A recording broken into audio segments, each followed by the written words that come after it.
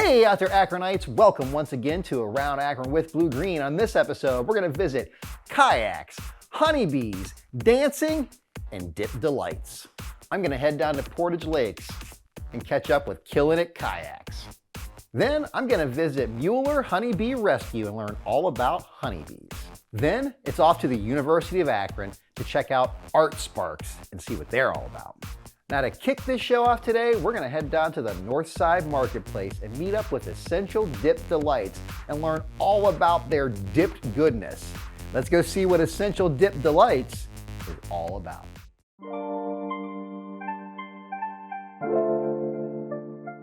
Always had an entrepreneur spirit, so I was trying to, actually I started around Valentine's Day, just making chocolate covered strawberries.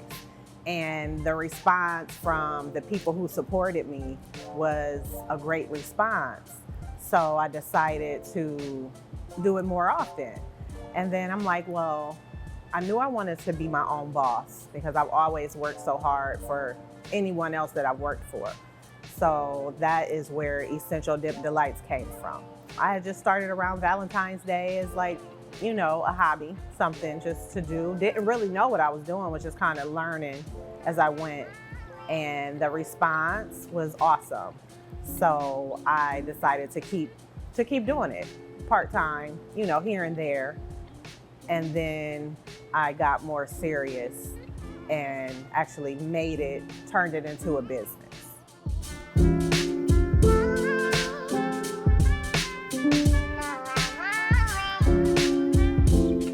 So we dip fresh fruit.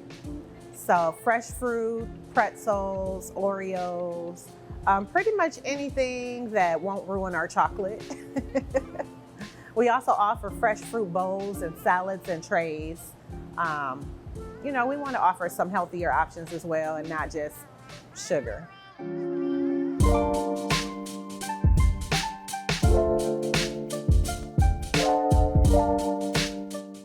Was a learning experience, but back then Sam's Club is where I bought my strawberries from, and they were great. It was great quality as far as big, juicy, ripe, but the chocolate was a learning experience, absolutely, because I went through so many melting and burnt, not really knowing exactly how to melt it properly. It was thick on some, you know, but then I got different color melts and things. And it's funny because I look back when I first started and I was like, I really didn't know what I was doing. But people purchased them. So when I saw the support, it made me feel like, okay, you really have something here. You know, you can make this happen.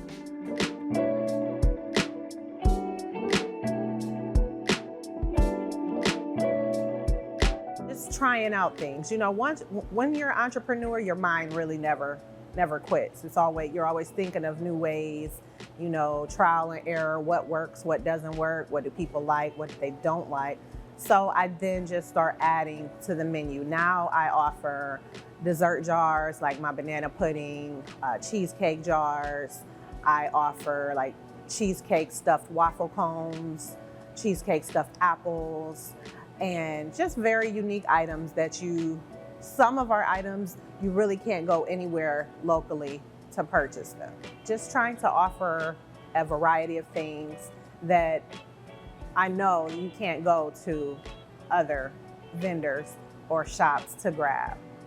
So people come here from all over the place because once they try certain items, they're hooked. So they gotta come back.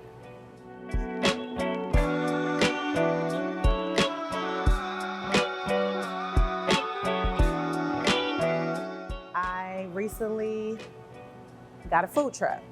So I'm looking to getting that all decked out and adding it to our brand, you know, for different services so we can come out, get out into the area. We'll be adding more healthier menu as far as salads, wraps, croissants, some lighter fare, pasta salads and things of that nature.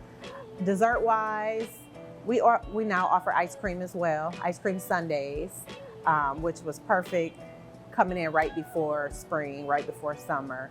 So we're always trying new things And we're working on a vegan menu also because we do get a lot of requests. We have certain vegan options like vegan chocolate. So we do our pineapples, pretzels, strawberries, grapes, cherries. We have all of those that you can get with our vegan chocolate. But we're working on different vegan pastries to have those to offer as well.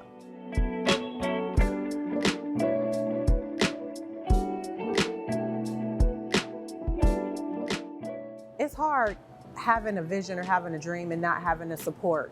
You know, it's because you won't find it a lot of time within your family, within your loved ones, within your friends. They might not believe in you, but someone out there does. And you just got to believe in yourself to know that you can do it. Like, I didn't go to college. I took some college courses, but nobody pushed me when I got out of high school to say, what is it you want to do? They just was like, I'm good. I'm happy you graduated. You know, they didn't really believe in me. So I had to believe in myself. And I wanted to break cycles for my children. I don't want them to follow my footsteps as when I came out of high school. I want them to be great at whatever. You know, I want them to know you have the support. You can do whatever you want to as long as it's not hurting you or hurting anyone else. Go out there. This is a big world. You know, use that brain, that mind. My kids are so smart and intelligent. Like, I'm just waiting to see what comes out of them as grown adults. So me building this foundation right here for them to know it's possible. One day I do plan on having multiple locations and being able to franchise. You know, that's the goal. You know, giving other people the opportunity to see, wow, Tequila did that, she did that, I know I can do that.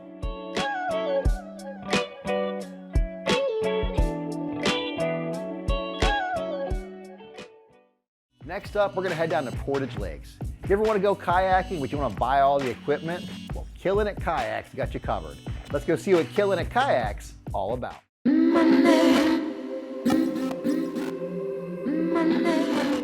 Actually, I always kind of worked for somebody else until I just one day realized that I don't want to work for somebody else anymore. And that's kind of what got it going. I moved out to this community and saw an absolute need for the service I provide, and it just all clicked.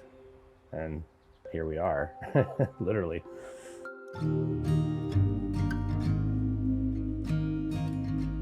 The idea started as I bartended at a local bar out here that was called Howie's at the time. It's now Dano's.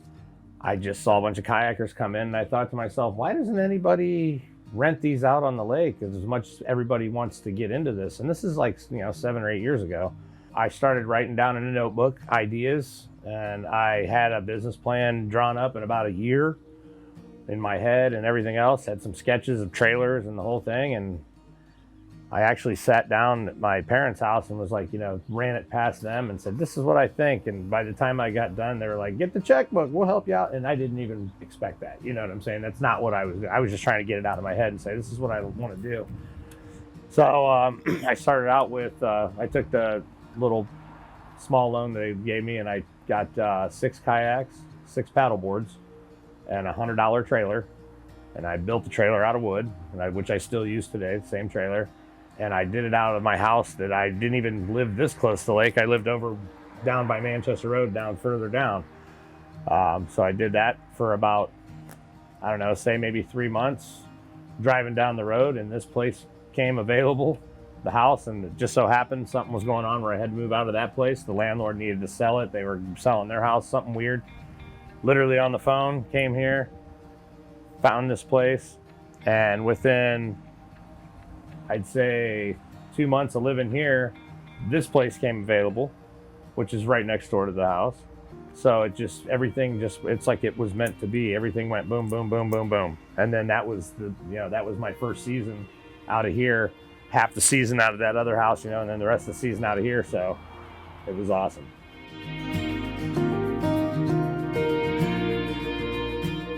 Throughout the years, a long time ago, the house and this was a garage.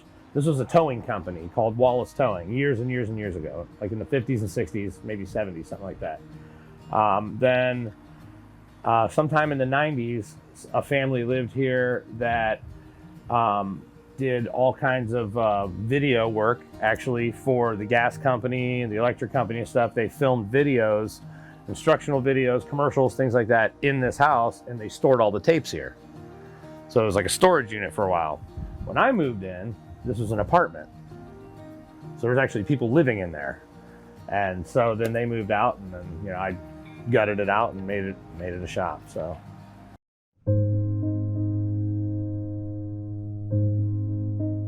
It really took off the most during COVID. When everybody kind of had nothing to do, everybody had a couple $100 extra in their pocket, everybody went and bought kayaks, to the point where they actually created a bubble of a year out on kayaks on a lot of places to be able to buy them. So it's literally probably tripled or quadrupled in 2-3 years. Like I was probably on a nice, even gradual rise, and then 2020 it went straight up just to the sky, and it's still just kind of flatlining up there, and people are still interested in it. It's the cheapest thing you can do. It doesn't cost any. There's no noise, there's no gas. No, it doesn't cost you any more than the rental. You go out, you go all day, you do whatever you want in it. You can bring your own lunch, pack a lunch, stop off, pull, do whatever you want. You're at your own power, you're at your own speed. It's probably one of the most relaxing things to do, honestly.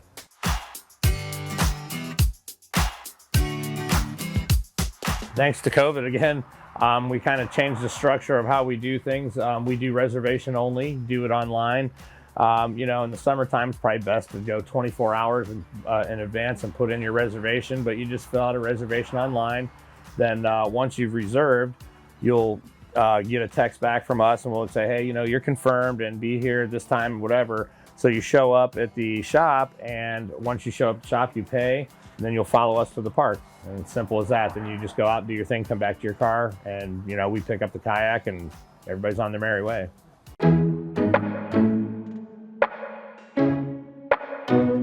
I would say, especially if you're out here with on the main lake where there is boats, a lot of times when you're kayaking in any kind of waters, you're going to encounter some sort of a boat or something. The small craft that's not powered by a motor has the right of way, but that doesn't always resonate with a lot of boaters that don't know the rules. So my advice is, I would say you have miles and miles and miles of shoreline, of inches of water that you can kayak in. You don't need to be out in the middle of the lake for any reason.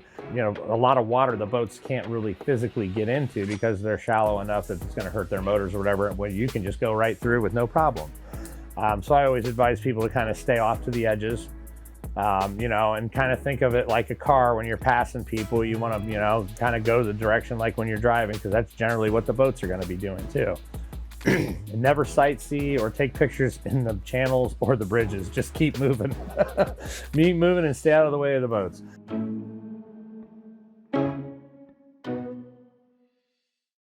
Next up, we're going to head over to Mueller Honey Bee Rescue. Now, honeybees are very important. They're one of our biggest pollinators, and without them, we won't have a lot of food. Now, they rescue the bees and give them a proper life. Let's go see what Mueller Honey Bee Rescue is all about.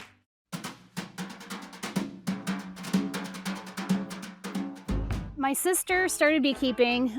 She did some awesome work out in California. And so she came back to Ohio and started her own hives. And she was just so into it and telling me all these different things that just seemed amazing about bees.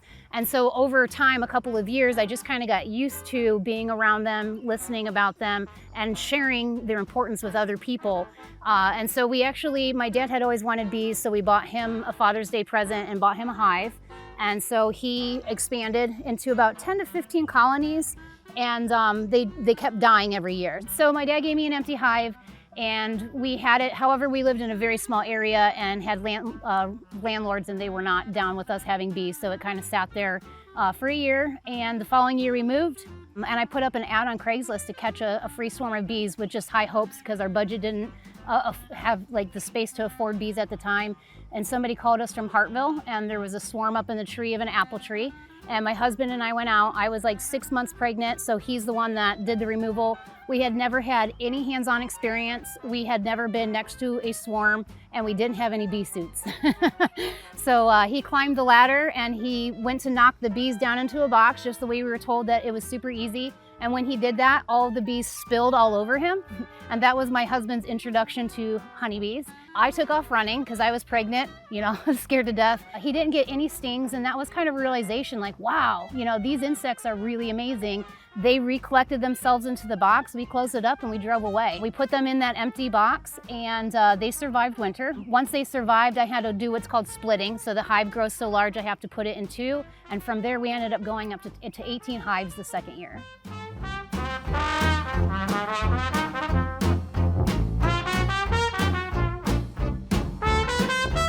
I love it. It's like this huge adrenaline rush. People like to race bikes and things like that. I love to catch bees. What is it like? I mean, you have 10 to 20,000 bees in a ball, and you have to first go up to it and kind of learn its demeanor and see what their personality is like. Some bees are totally cool with you, and some bees are going to attack you, and they're going to let you know that they are just not welcoming of your presence. That's the first thing I do is I read the swarm and just kind of understand if they are appreciative of me being there, and if not, I have to put on a bee suit. If they don't mind, which most swarms, I would say 95% of swarms do not care. It is usually just gray weather and rainy weather that they will kind of get a little bit testy because they don't want to be rained on. It's such a feeling of success when you take this possible chance of, like honeybees are methods of survival. They pollinate a lot of our food, most of it. And so me being the vessel to put them in a box and take them home and know that they're safe and they're not going to be sprayed or killed or get inside of somebody's wall where they would be exterminated, it just is such a feeling of an accomplishment, a huge adrenaline rush.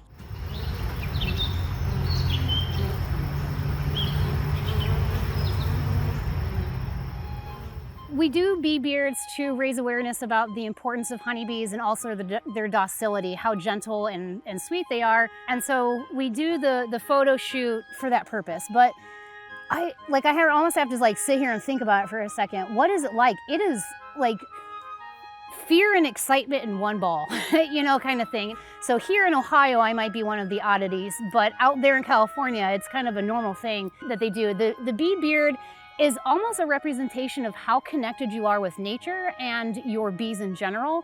And so being able to put them on my body and sit there and be able to be in that meditational state where I don't feel fear and I am connected that closely, it's just awe-inspiring. It really is. There's a huge adrenaline rush, and then once you get the bees off of you, I would say the scariest part is getting the bees off because the pheromones on you from the queen, and so it's a little bit difficult. But once they're off, then you go, whoo, I lived, I'm alive and it's okay. But yeah, and then I look at the pictures. Kendra Damus Photography is who does it every year for me. And when I look at the pictures, I'm just like, how does she do that? How does she create this? But we do it together, these amazing photos just to kind of, show one, how weird we are, and two, how awesome honeybees can be.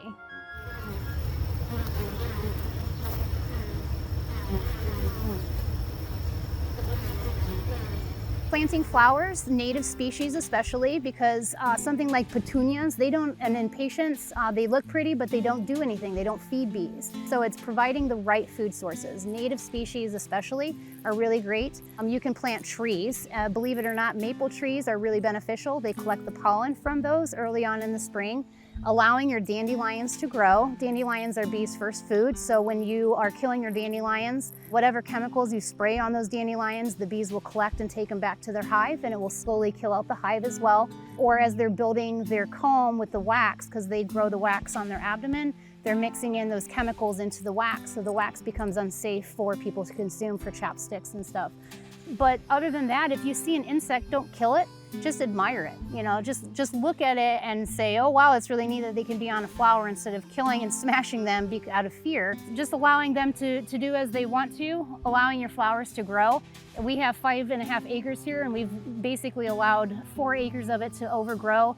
And at nighttime, it looks like a festival of lights with all the lightning bugs. People across the street, they're like, we haven't seen lightning bugs in years, and here we have billions of them. It's because we don't use any chemicals, no pesticides. We allow nature to grow as it's supposed to, that kind of thing. Just, allowing nature to survive, and everything else will survive with it.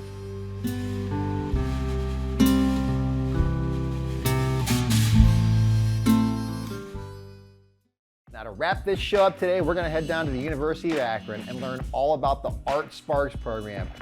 It's so much goodness, you just got to see it. Let's go see what ArtSparks is all about.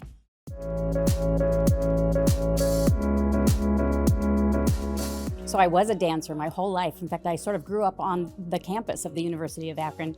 And when I started teaching here, I realized that I really wanted to bring a program into the public schools like I had witnessed in my past. And just sort of by great luck, I was here at the university and had some fabulous students who could be unbelievable teachers out there, and it just was a sort of a synergistic moment for me. And I had great partners at the time to help me start the organization. ArtSparks started because of a program that's in the New York City public schools that was founded by Jacques D'Amboise, who was a principal dancer with the New York City Ballet. And his company, National Dance Institute, is a company that I had known about and studied with. And so their pedagogy is just so unique and so transformational for so many students in New York City that I wanted to bring that to Akron.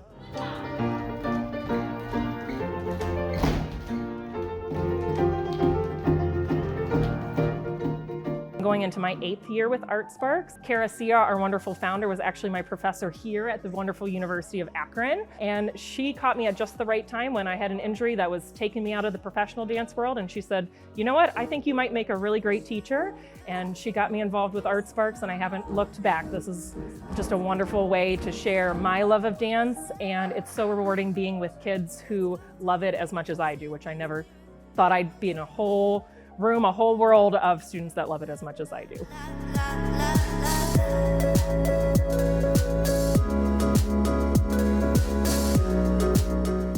We have a preschool program that's supported by the GAR Foundation here. It's part of the essential experiences in Akron Public Schools, and we reach every single preschooler in the school district with our Ready Spark kindergarten program. We have a lot of programs, yes. So this program that's right behind me is our scholarship students. These are the students who all had ArtSparks in one of their public schools. So most of their students come from Cuyahoga Falls and Akron Public Schools. We work with each of those districts during the school day through pretty much the duration of their school year. They're 30-week programs. And we see the students once a week for a 45-minute class block where they're learning not just dance, but also learning through dance. They're diving into a core curricular subject that will become this big, fantastic performance at the end of the year at a big theater with live musicians, full set and costumes. So it's a really rich experience. Then we have a program that's also in the Akron Public Schools that's called our Dynamite Duos program. And that program pairs students with developmental disabilities with their typically developing peers.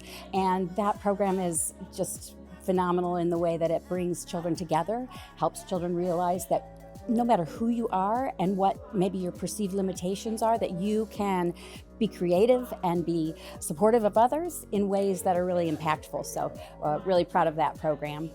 We have pop-up programs that are in the summer. We work with Akron Public Schools in their mystery camps. We have a lot of really fabulous partnerships with people like Weathervane and the Akron Symphony Orchestra. Oftentimes we come in and we'll work in their camps or help them with some of their programming. So we've really sort of been integrated into the community in so many really wonderful ways.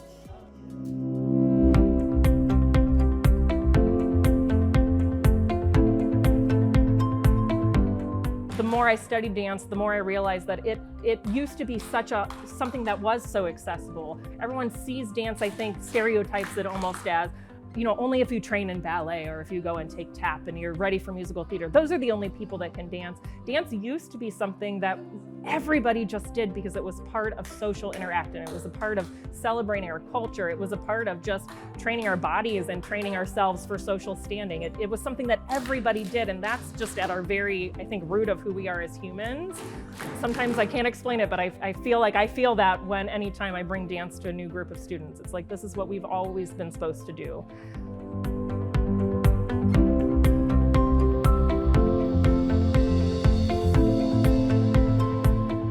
Typically what will happen is somebody will come into the very first class, you know, it's September, we're in their school, they're not quite sure about what is this dance program, right? And they're shy because they realize, oh, I'm gonna have to do this in front of my peers. And yet the environment is so supporting of them that they start to take risks and start to blossom. And it's so interesting because so many times it's that child who was hiding in the back row that ends up in the front row at the performance because they have found a way to be a star on stage, right? Whereas in, you know, a typical classroom, maybe they might not feel so empowered. 5, 6, 7, 8. From the beginning, which is There's so much I could say about what we do. And it is really special, I think, to see what happens when you really commit to giving kids the best. That's a quote that we kind of live by, always making sure that we have professional musicians, professional level experiences, that our kids are performing on a professional stage, that we give the kids the best so that they know that they're worth it. You're worth being the best, and that maybe someday that you will go on and pass the best to someone else. Thank you, teachers.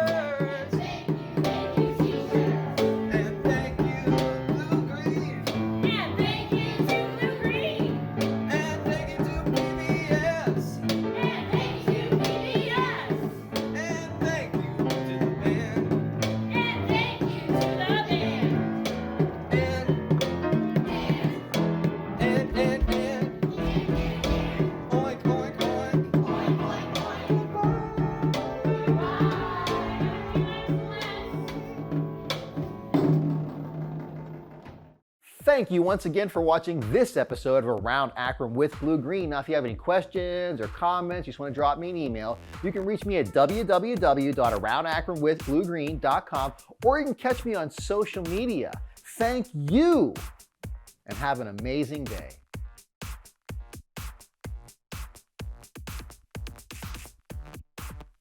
Let's go see what Mueller Honey Bee, Honeybee Rescue. Kayaks, honeybees.